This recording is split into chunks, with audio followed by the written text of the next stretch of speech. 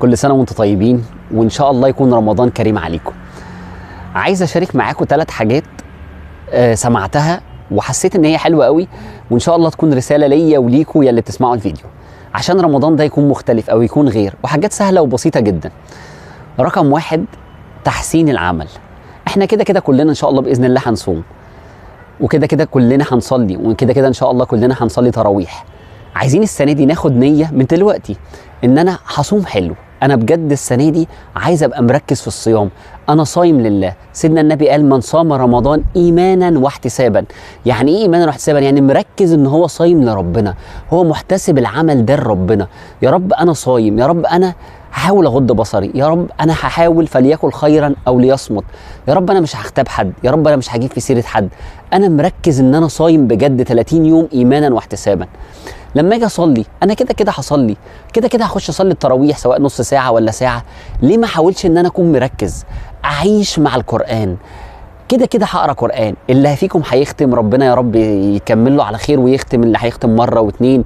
بس اهم حاجه وانت بتقرا قران خليك حاضر، قول انا هقرا القران ده وانا مركز، انا هشوف ربنا ايه الرساله اللي عايز يبعتها لي من الصفحه دي، من الايه دي. ربنا قال: أفلا يتدبرون القرآن. أنا هتدبر القرآن، أنا هساعد أمي أو هبر أمي، هبقى وأنا رايح أزورها أو أنا رايح أعمل أي حاجة مركز إن أنا رايح لله. هخلي دايما نيتي إن هي خالصة لله. يبقى رقم 1 إن إحنا نحسن العمل، نخليه أحسن. اللي بيصلي في دقيقتين خليهم 4. اللي بيقول الفاتحه بسرعه قولها بالراحه. اللي بيقول سبحان ربي العظيم سبحان ربي العظيم قولها بالراحه. اللي ما بيدعيش وهو ساجد ادعي بكل حاجه انت نفسك فيها في رمضان ده. يبقى اول حاجه ان احنا نحاول ان احنا نتقن العمل اللي احنا اصلا بنعمله سواء صيام او صلاه. رقم 2، تجاره النوايا. معنى حلو قوي سمعته وحلو جدا ان احنا نعمله في رمضان. انت كده كده واقفه في المطبخ وبتعملي الاكل لاولادك، انت كده كده نازل الشغل وبتروح وبتصرف وبتجيب حاجات لاهل بيتك. ليه ما تحطش نيه؟ كنت سمعت معنى حلو قوي ان انت مثلا لو طلب منك اللي انت بتعملي الاكل، لو طلب منك انك تعملي اكل الايتام في دار ايتام وتفطريهم في رمضان، هتبقي انت اساسا الانسان بيحب الخير، هتبقي بتعملي الاكل دوت وانت مبسوطه انك هتفطري ايتام. طب ما اولادك من غيرك ايتام وانت ربنا مستخدمك انك انت تاكليهم وتفطريهم. خدي نيه الاطعام، خدي نيه انك انت تدخلي السرور على قلبهم، وان انت مش هوجاهم لحد. خدي نيه انك انت تفطري صايم، وانت كده كده نازل وكده كده هتجيب حاجات. وكان برضو في معنى حلو قوي انك انت لو طلب منك انك تصرف على يتامى او ارمله هتبقى مبسوط قوي وانت بتصرف عليهم. طب ما اولادك من غيرك يتامى ومراتك من غيرك ارمله، طب ما انت الاولى انك تصرف عليهم دلوقتي. سيدنا النبي عليه الصلاه والسلام قال ان احسن الانفاق دينار تنفقه على اهل بيتك. يعني ده احسن حاجه. وانت بتصرف وانت بتجيب زبادي وانت بتجيب السحور وانت بتجيب الفطار، قول يا رب دي نفقه على اهل بيتي، قول يا رب عشان ما احوجهمش لحد. جددوا النوايا يا جماعه، جدد النوايا. وانت كده كده هتعملي المواعين بتاعت بعد الفطار لامك. ليه وانت واقفه بتعملي المواعين ما تقوليش يا رب ده بر بامي، عشانك يا رب، انا بعمل كل حاجه علشانك. يبقى رقم 2 ان احنا نحط نوايا كتير قوي واحنا بنعمل العمل.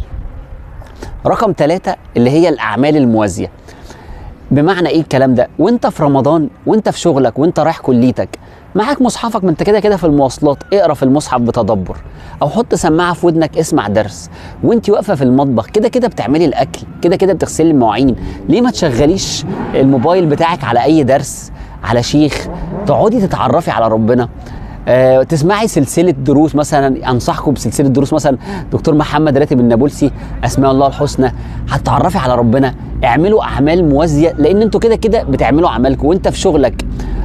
يعني لما واحد راح لسيدنا النبي وقال له يعني الامور الدين تكاثرت علي، انصحني بحاجه، فقال له لا يزال لسانك رطب بذكر الله.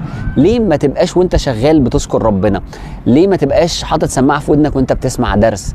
خلي رمضان ده مختلف. انا هتعرف عليك يا رب، انا هعمل الحاجه باتقان السنه دي يا رب على قد ما اقدر، انا هاخد اكتر من نيه يا رب. انا فعلا مش بس هجري عشان اختم، يا ريت ان شاء الله ان انا اختم، بس انا عايز افهم القران، اهتدي بالقران. ألف لام ميم ذلك الكتاب لا ريب فيه هدى للمتقين. فيه هدى للمتقين، يعني الكتاب ده فيه هدى.